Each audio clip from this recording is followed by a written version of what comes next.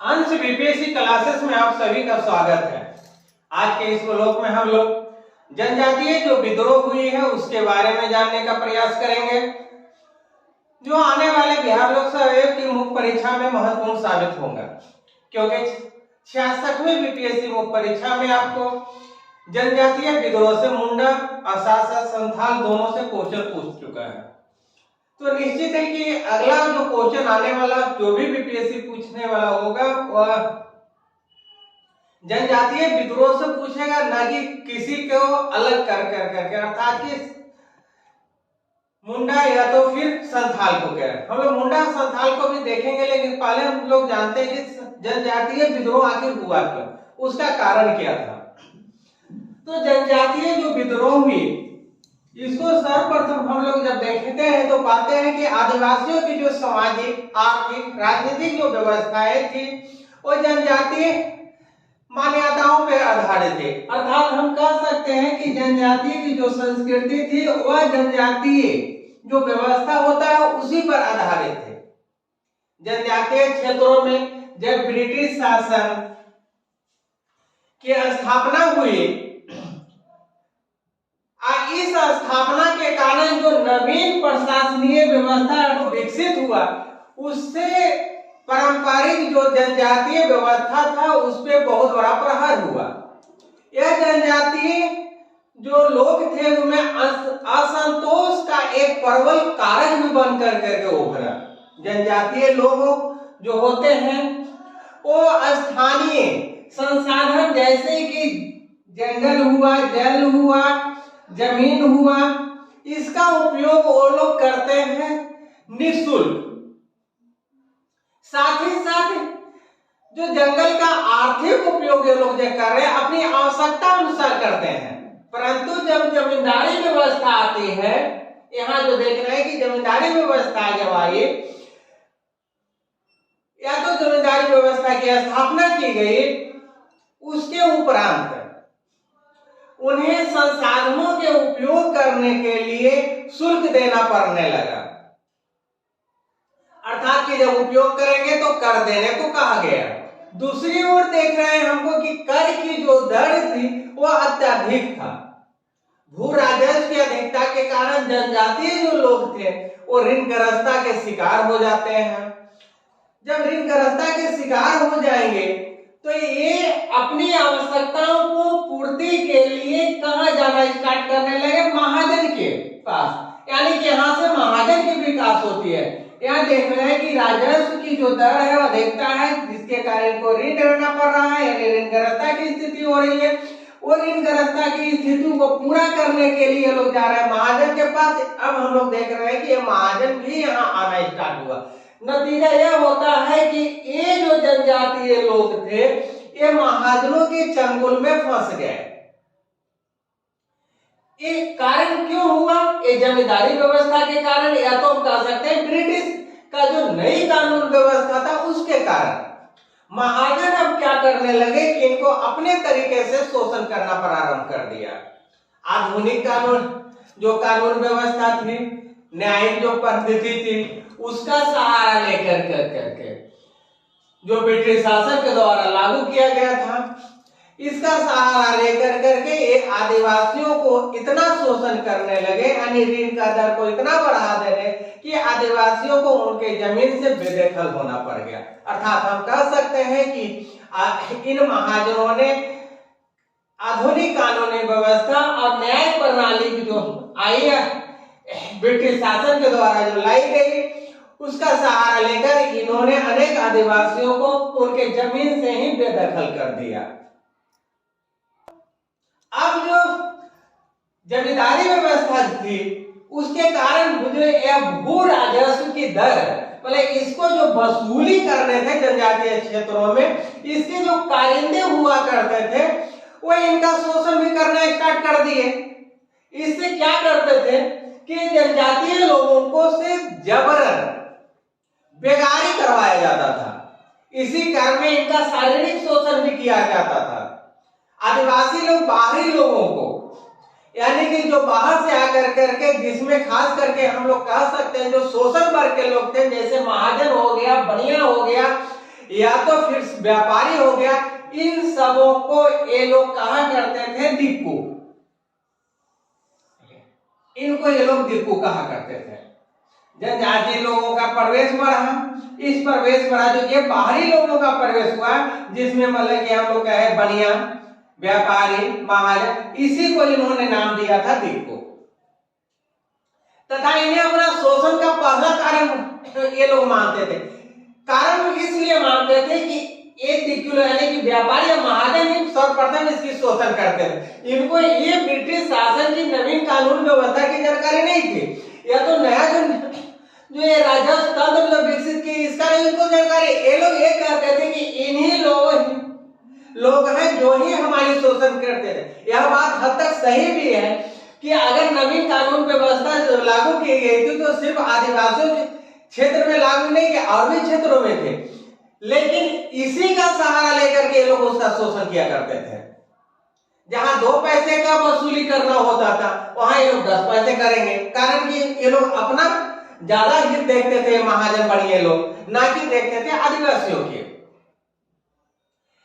इनका देख लीजिए जनजातीय क्षेत्रों में जो वन है उनके साथ आर्थिक और सांस्कृतिक दोनों संबंध होता है।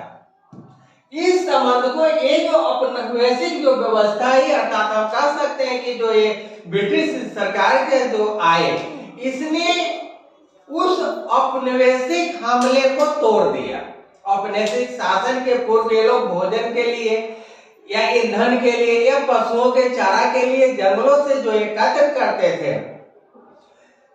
जहां उनका जीवन जो था एकदम पूरी तरह से स्वतंत्रता था। इस स्वतंत्रता को उन्होंने कम कर दिया। कृषि करने का इनका अपना तरीका होता है, जिसको कि झूम कृषि कहा जाता है। यह झूम कृषि कहा करते थे। साथ ही साथ इस औपनिवेशिक सत्ता ने वन उत्पाद एवं वन भूमि के उपयोग पर भी अंकुश लगा दिया। इसका मुख्य कारण या मुख्य आधार ही जो था वह जनजातीय क्षेत्रों का वही छीन गया। हम कह सकते हैं कि इनका मुख्य आधार छीनने के कारण इतना ही नहीं, आदिवासियों का संपूर्ण जीवन शैली ही औपनिवेशिक सत्ता के घेरे में आ गया, जिसमें खास करके जमींदारी व्यवस्था के अंतर्गत आ गया। ये सब जो चल ही रहा था, इसी समय में आप देखेंगे कि विल्किंसन रूल लागू कर दिया गया।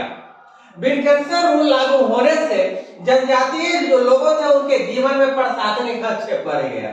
यह जो बढ़ावा मिलता है प्रशासनिक हस्तक्षेप का, तो जो कि अंग्रेजों द्वारा निर्मित अधिकार नियम आदिवासी समाज के परंपराओं थे, उसके एकदम सरासर बिल्कुल या तो प्रतिकूल कहा जाए या तो बिल्कुल विपरीत कहा जाए, विपरीत हुआ करता था। जनजातीय जो लोगों होते हैं खास करके इनका जो जीवन है विकेंद्रीकृत एवं सरल सामाजिक एवं प्रशासनिक संस्थाओं पर आधारित होता है। लेकिन जब औपनिवेशिक सत्ता या तो ब्रिटिश लागू हुआ तो यह एक केंद्रीयकृत बन गया, यानी सबों तरफ से मिल गया, जो कि आदिवासी जीवन के प्रति संवेदनशील था। जब संवेदनशील था तो निश्चित ही इसका परिणाम उल्टा ही निकलेगा।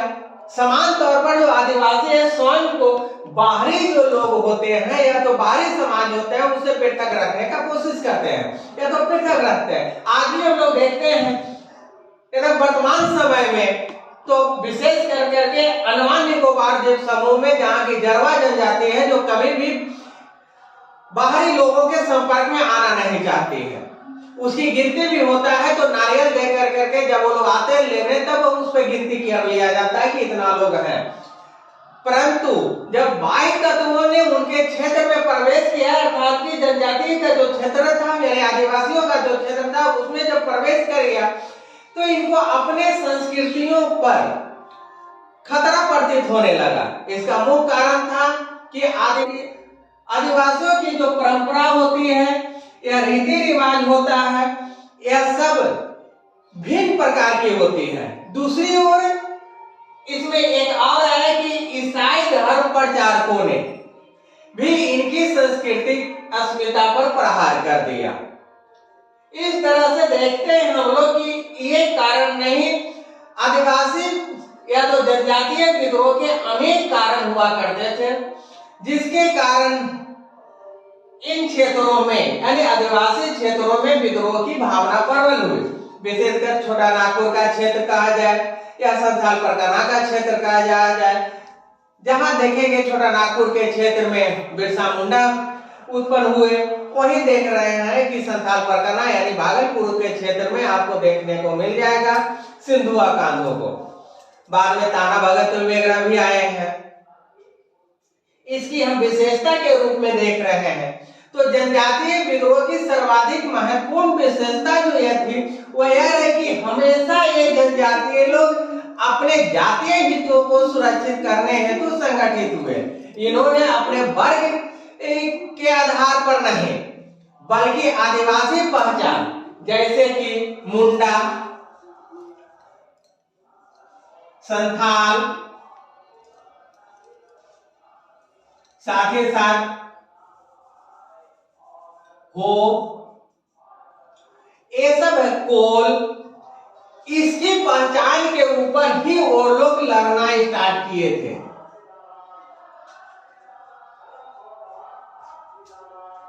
इनका जो विद्रोह था एकदम पूरी तरह से संगठित था। ये उस हद तक संगठित है कि कई बार कई आदिवासी क्षेत्रों में आपको देखने को मिला एक ही समय में बाहरी लोगों के खिलाफ हिंसक संघर्ष किया इन्होंने। अर्थात कि हम कह सकते इनका विद्रोह तत्कालिक शोषणकर्ता वर्ग के खिलाफ था, ना कि उनके खिलाफ था जो उनके समाज में पूरी तरह से मिल गए थे। ये लोग खास करके जो अपना विद्रोह किए हैं मुख्य रूप से दिक्कू लोगों के खिलाफ किए हैं। उल्लेखनीय है यहाँ खास करके या तो मुख्य रूप से कि बाहरी लोगों सभी बाहरी लोगों के को अपना दुश्मन नहीं मानते थे। इन्होंने ऐसे बाहरी लोगों पर हमला नहीं किया जो गरीब थे और आदिवासी जनजीवन में पूरी तरह से अपनी भूमिका को महत्वपूर्ण बना दिए थे। इन लोगों में ऐसे बाहरी लोगों के खिलाफ में किसी तरह का कोई विद्रोह नहीं किया था। यहाँ स्पष्ट रूप से आप जान लेंगे, हमला भी नहीं किया था इन्होंने।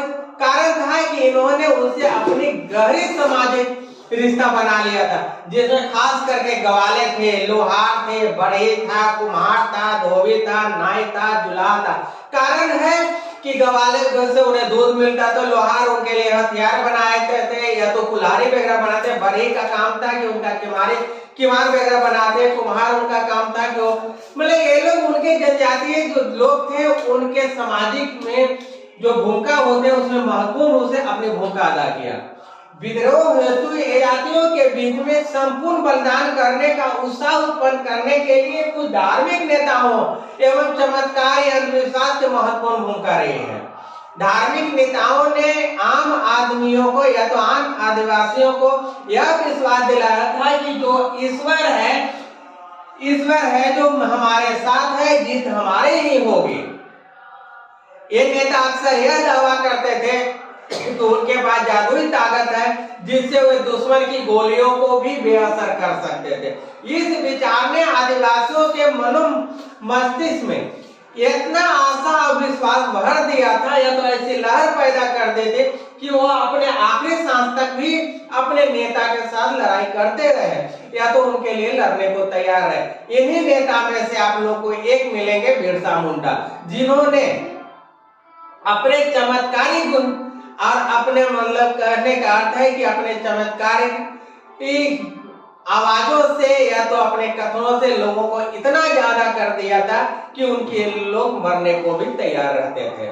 हम लोग अगले ब्लॉग में देखेंगे बिरसा मुंडा से संबंधित जो भी है।